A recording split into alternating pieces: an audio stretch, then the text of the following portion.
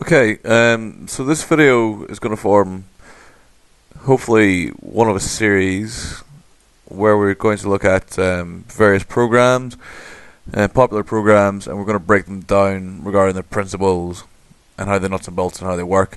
Hopefully through this exercise it'll allow you to kind of appreciate better how to program for yourself, how these things work, and if you're ever stuck or you're not really progressing, how you can maybe apply these principles to your own training. So the series is going to be called Program Breakdown. First one we're going to look at is the Russian squat routine, a very popular routine, especially amongst weightlifters, but also amongst the powerlifting community. As the title somewhat alludes to, it's traditionally a squat program, but it can be applied to almost any lift. But we'll go into that in more detail later. Okay, so how does the program work? In as few words as possible, what's going on with this program? It follows what's called an accumulation and intensification protocol. Basically, there's a period of accumulation where you go from a lower volume of work defined by the number of reps completed in a session or week or training period to a higher amount of work.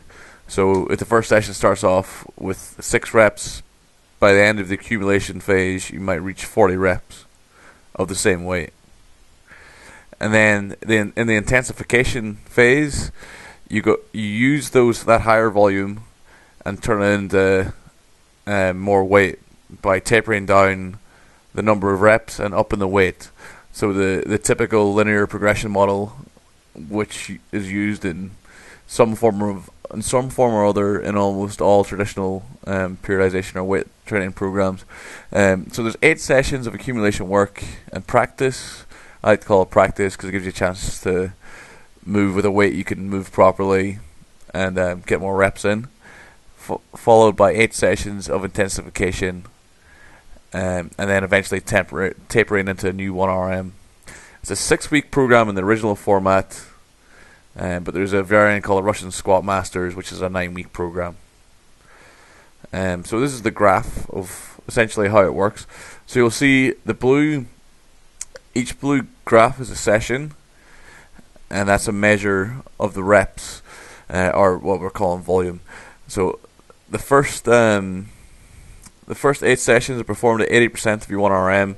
So if you squat 100 kilos, you'll be lifting 80 kilos for the entirety of the first 8 sessions of the program. The first session's 6 sets of 2. That remains stationary throughout the entire program, and that's it's like a little break in between the sessions. Also can be used as a practice session. That's a really good marker during the program as well, because that will become ludicrously easy towards the later part of the intensification phase. So you'll see right here you got the 6 sets of 3, that's the first peak, 6 sets of 4 is the next peak, 6 sets of 5 is the next peak, and 6 sets of 6 is the last peak. This typically this and 5 sets of 5 are typically the hardest workouts of the program. So if you've got a 200 squat max, you'll be squatting 160 for 6 sets of 6. And put that in perspective, 80% is pretty much what you would do for an 8RM, or sorry, a 7 to 6RM. So one set of 6 at this weight at the start of the program would be very difficult. You probably wouldn't be able to get 2 out. You might be able to get 2 or 3 sets out, but the idea would be if you get the weight right, you'd struggle to get 6 sets out. So you'll be doing 6 sets of 6 of a weight you would have struggled to get 2 or 3 sets with at the start of the program. So you've accumulated loads of practice, and you've got stronger via doing loads of volume in the 80% range, which, as we discussed in previous videos, 80% appears to be about optimal for strength gains, 80 to 85%. So the next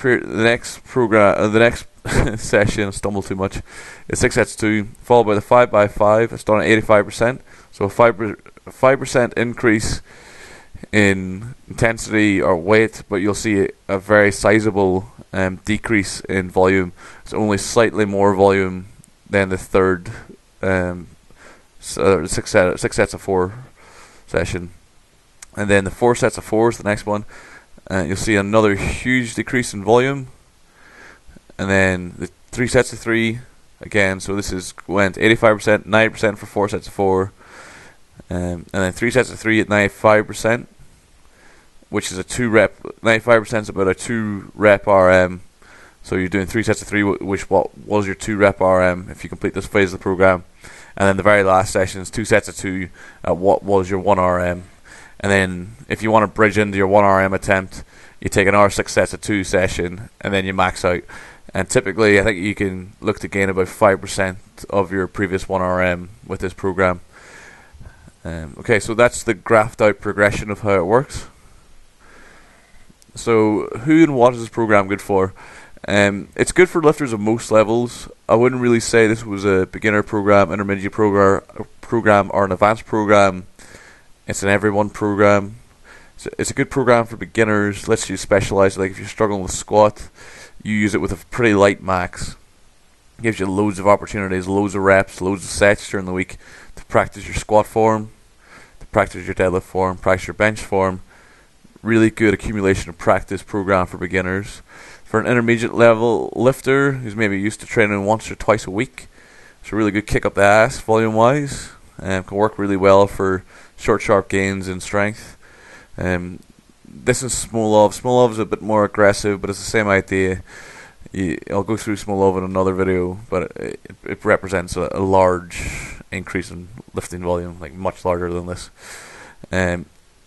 For advanced lifters, it's a great tool. Maybe if you want to go through an intensive period of one lift specification. So if your deadlift's sucking ass, your squat's good, bench is good, and your deadlift's annoying you, running a program like this, although maybe not this program for deadlift if your form's not very good, because it will wear you out. Could be a good way of upping your strength levels in 6 weeks fairly quickly.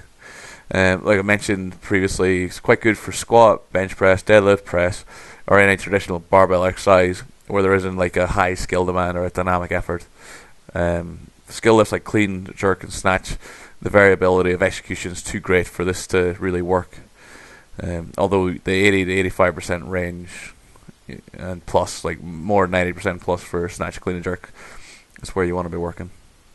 So that concludes this short little video, hopefully the first of a few. Any questions, leave them in the comments, hook me a message. This is Mark of CastIronStrength.com signing off.